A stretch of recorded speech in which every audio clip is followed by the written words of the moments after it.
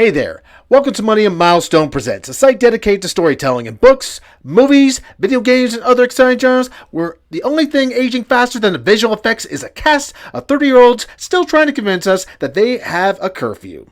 Well, today we are finally diving into the endgame. Stranger Things Season 5 is here. It's been a long road from 1983 to Hawkins' literal hellscape, and while the opening episodes showed some incredible promise, the finish line, well, let's just say it tripped over its own feet. Let's break down the highs, the lows, and the what were they thinking moments of Stranger Things Season 5. So honestly, Season 5 did start off with a bang.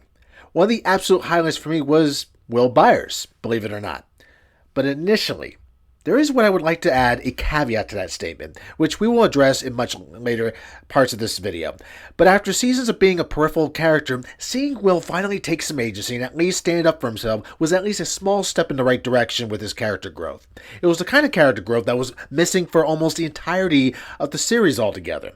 The Duffer Brothers finally decided to change all that with the introduction of Will's ability to see into Vecna's mind. At the very least, it became a new arsenal that would help the gang in defeating him later on, or at least it looked that way in theory. It turned the victim narrative on its head that was always a stigma with Will, and gave him kind of a fresh supernatural edge at the very least. It almost reminded me of the dynamic between Harry Potter and Voldemort a little bit. The next high point was the tension. Specifically the attack on the Wheeler household. The sneak attack on them, namely, was a perfect callback to Vecna's threat to Nancy when he showed her the vision of what was to come in Season 4. When the gang went to go hunt Vecna, they were completely blindsided by a Demogorgon coming to the Wheeler home and almost killing Nancy's parents while snatching Holly, the youngest member of the family, away to add some shock value to the whole scene. Now, I will say there are some things that did disappoint me about this here, namely Karen having the ability to fight a Demogorgon with a wine bottle which she had been drinking out of to drown her sorrows in the bathtub earlier. And never mind that she's never met a Demogorgon before, so how will she even know how to fight against it, is another gripe I do have. Personally, I felt the Duffer Brothers could have also pulled the trigger here and, if necessary, killed the parents as sort of to add to that shock value of the vision that Vecna had shown Nancy before. But with the rest of the season, there are bigger fish to fry. We need to talk about Holly Wheeler. Her story arc was interesting and had some potential. Having a younger perspective brought back that childlike innocence that made Season 1 so magical. It reminded us what they were actually fighting for.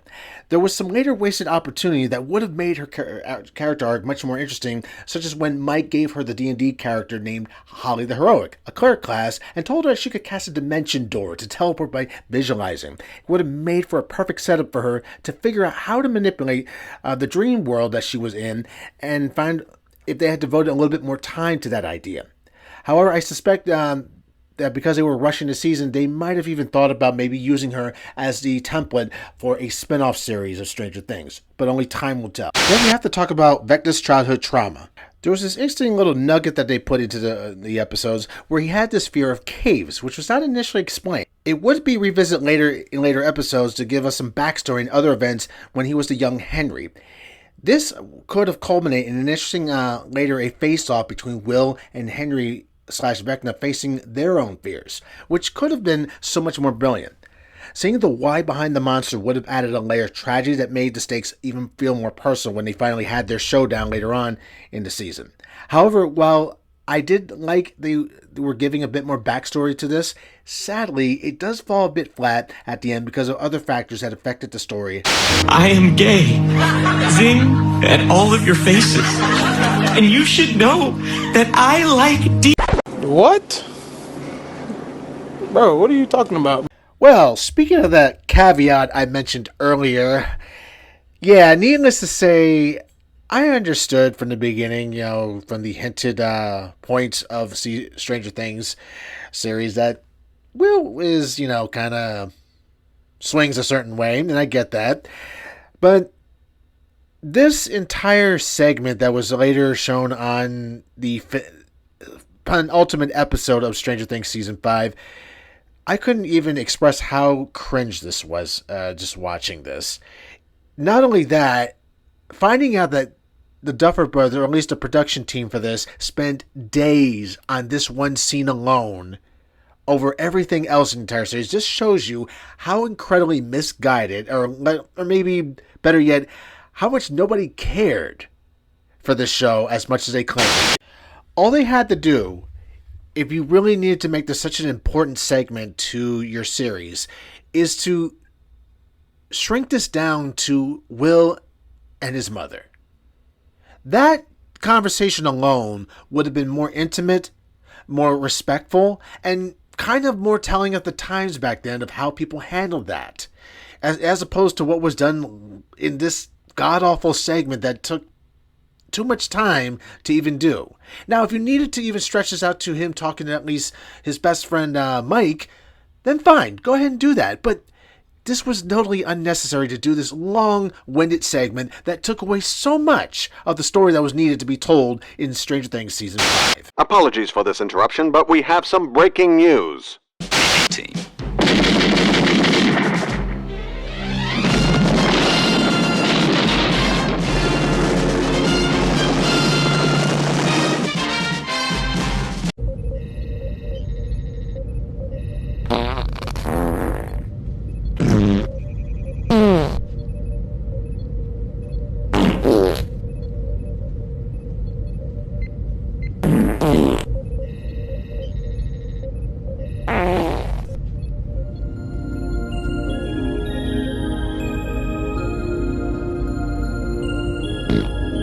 Now let's talk about what I would like to call the fart in the wind, aka Nancy Wheeler.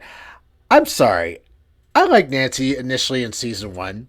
Great character growth. She started with it being the popular girl in high school to, being an adventurous, willing to take risks girl as well.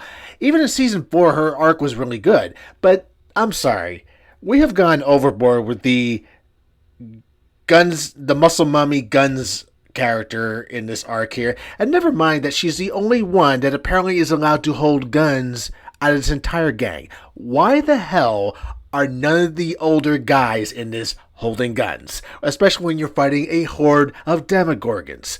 Again, this is retarded writing, and this is unnecessary, and this is one of my biggest gripes of this show altogether. But wait, there's more. Nancy and Jonathan, they have officially broken up in a very epic unproposal scene. Nancy Wheeler, will you not marry me? Oh, God. Leave it to the Duffer Brothers to come up with something incredibly retarded, incredibly stupid, and just create nothing but platonic relationships throughout the entire Season 5. I mean, seriously, name me one romantic story that was finished in a satisfying manner here. You got Nancy and Jonathan, that didn't work out. Nancy and Steve didn't even happen at all. Hell, there was supposed to be a Robin and Steve at one point, but we know how that swung from earlier seasons. And the closest thing we had to anything close to a romantic story that was closed was Max and Lucas. But even that was short-lived and very, not even bittersweet. It was barely even sweet at all.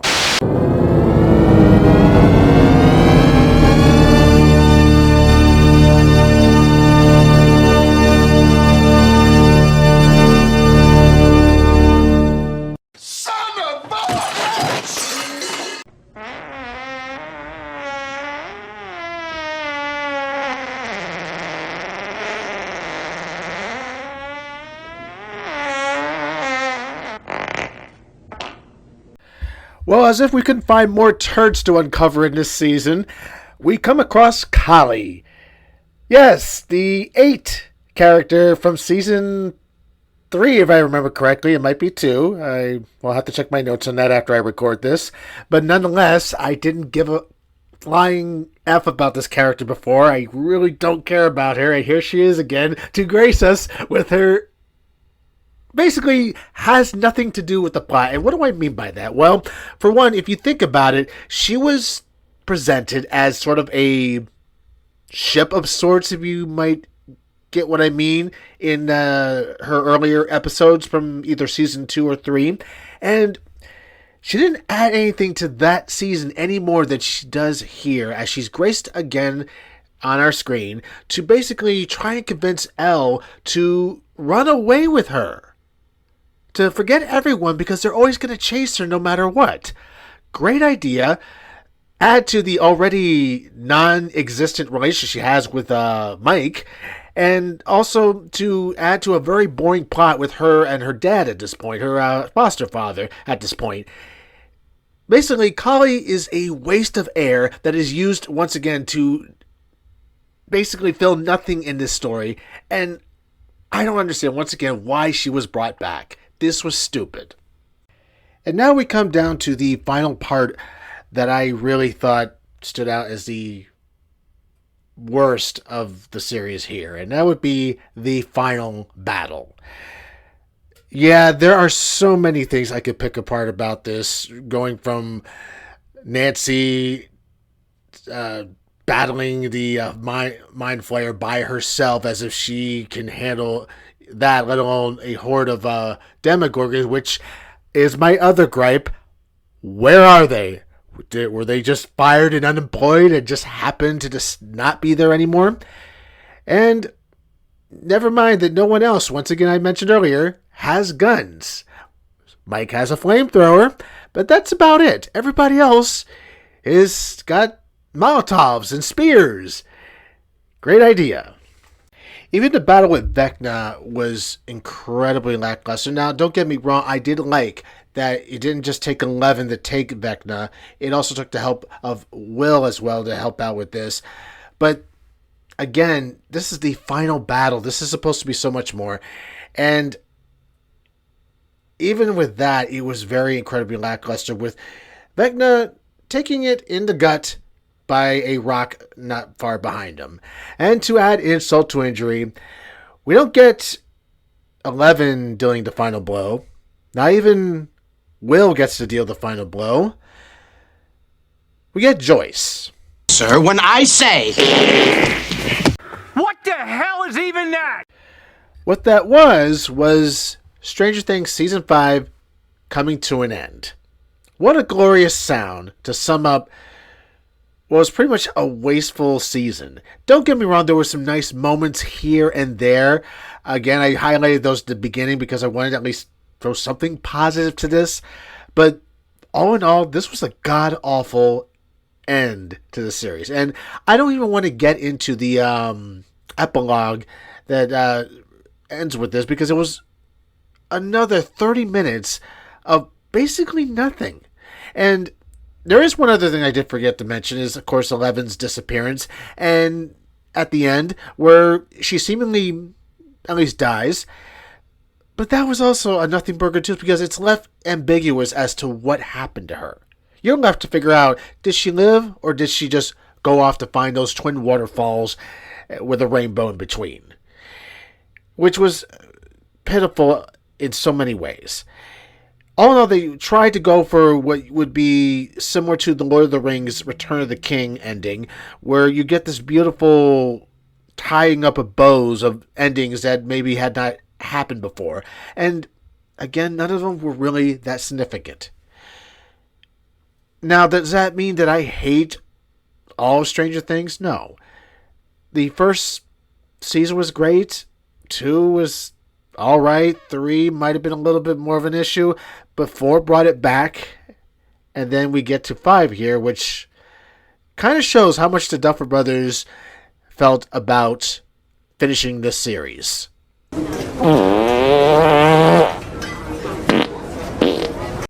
Well, that's pretty much my thoughts, or my soundboard pretty much telling you how I feel about this series. What do you guys think? Maybe I went a little too far with it?